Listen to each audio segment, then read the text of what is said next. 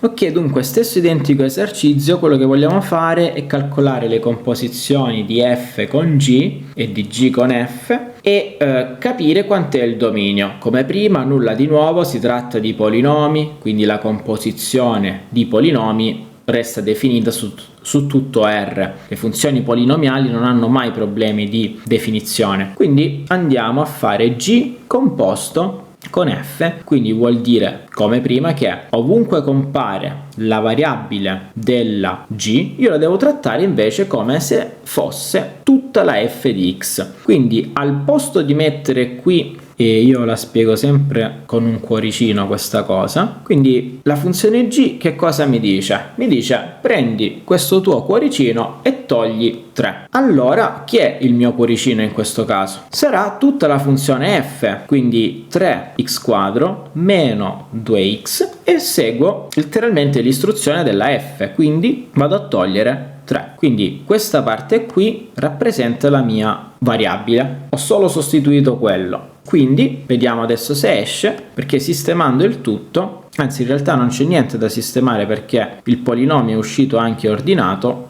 quindi questo sarà subito il risultato.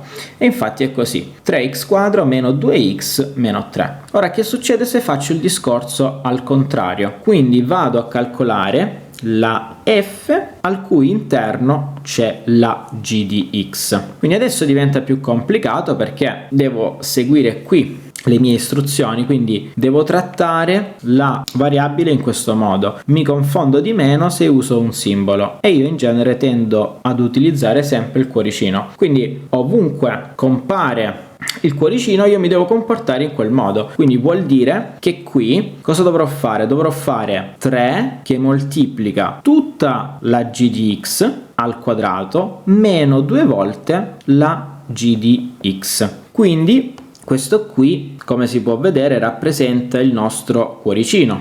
Quindi adesso devo fare 3 per il mio cuoricino al quadrato. Quindi chi è la g? La g era appunto x meno 3. Quindi io devo fare x meno 3 al quadrato meno 2 che moltiplica x meno 3. Ok, quindi adesso posso decidere di procedere in più modi. Allora, un modo potrebbe essere quello di sviluppare a questo punto il quadrato di binomio e facciamolo. Quindi 3 che moltiplica x al quadrato meno il doppio prodotto, ossia 6x, più il quadrato del secondo che è 9. Poi qui dovrò semplicemente distribuire il meno 2, avendo quindi meno 2x più 6. Quindi 3x quadro meno 18x più 27 meno 2x più 6. Ordinando ancora meglio, 3x quadro meno 18 e meno 2 mi dà meno 20x, 27 più 6 mi dà 33. E quindi questo conclude il nostro esercizio, infatti è uscito proprio quello. Ma vorrei aggiungere una cosa, vorrei aggiungere che